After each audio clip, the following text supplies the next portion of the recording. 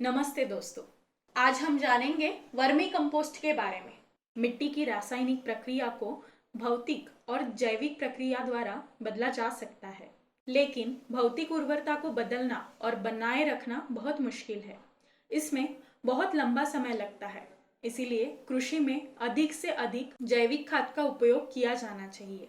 Vermi compost आज उपलब्ध सर्वोत्तम जैविक उर्वरकों में से एक है। भविष्य में इस पर जोर देने की जरूरत है, इसीलिए आज हम जानेंगे वर्मी कंपोस्ट के बारे में। वर्मी कंपोस्ट क्या है? दोस्तों, केचुए भूमि के अंदर रहने वाले जीव है। यह मिट्टी से कार्बनिक पदार्थ खाते हैं। इसे खाने के बाद यह अपने शरीर के आवश्यक हिस्से को छोड़ देते हैं और बाकी को मल के रूप में बाहर निकालते हैं, जिसे वर्मी कंपोस्ट कहा जाता है। अभी हम देखेंगे वर्मी कंपोस्ट के तरीके। वर्मी कंपोस्ट के लिए दो विधि अपनाए जाते हैं, ढेर विधि और गड्ढा विधि।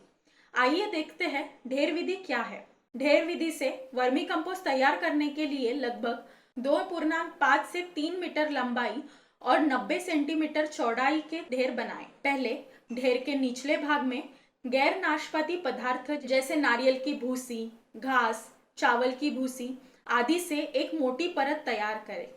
उस पर पर्याप्त पानी छिड़के और इसे गीला करें। इस परत पर 3 से 5 सेंटीमीटर आधी रूप से विघटित गोबर, खाद या बाग की छानी हुई मिट्टी की एक परत तैयार करें। उस पर पूर्ण विकसित केचुओं को धीरे से छोड़ें। इस तरह से हम वर्मी कंपोस्ट तैयार करने के लिए ढेर विधि का इस्तेमाल कर सकते हैं। सामान्य रूप से 100 किलोग्राम जैविक पदार्थ से वर्मी कंपोस्ट बनाने के लिए 7000 वयस्क केचुए को छोड़ा जाना चाहिए। ध्यान रखें कि पूरे ढेर की ऊंचाई 60 सेंटीमीटर से अधिक न हो। सड़ने वाले जैविक पदार्थों में 40 से 50% पानी होना चाहिए। इसके लिए ढेर को ढक दे और प्रतिदिन पानी का छिड़काव करें। इस तरह से हम ढेर विधि से वर्मी कंपोस्ट तैयार कर सकते हैं। गड्ढा विधि। इस विधि में गड्ढों के तल पर नारियल की भूसी, घास, चावल की भूसी, गेहूं की भूसी की एक परत लागू करें।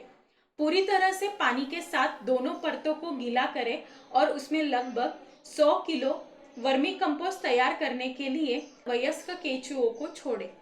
इसे हमेशा गोना पेट से ढककर गीला रखें। इस तरह हम गड्ढा विधि से वर्मी कंपोस्ट तैयार कर सकते हैं। आमतौर पर केचुओं के इस्तेमाल से वर्मी कंपोस्ट बनाने में 35 से 50 दिन लगते हैं। वर्मी कंपोस्ट बनाने के लिए कौन सी बातों को ध्यान में रखें? वर्मी कंपोस्ट परियोजना को छायादार और नम हवादार जगह पर होना चाहिए। उर्वरक और खेत की फसल के अवशेष और पौधों की पत्तियां 3/1 के अनुपात में होनी चाहिए। वर्मी वॉश को इकट्ठा करने के लिए वर्मी कंपोस्ट के लिए एक विशेष जाल प्रदान किया जाना चाहिए।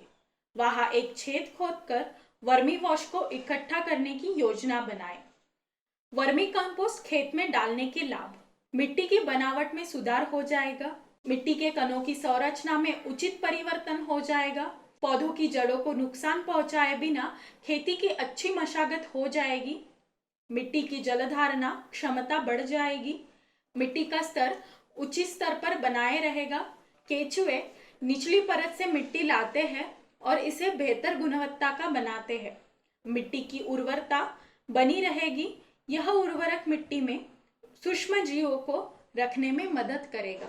धन्यवाद।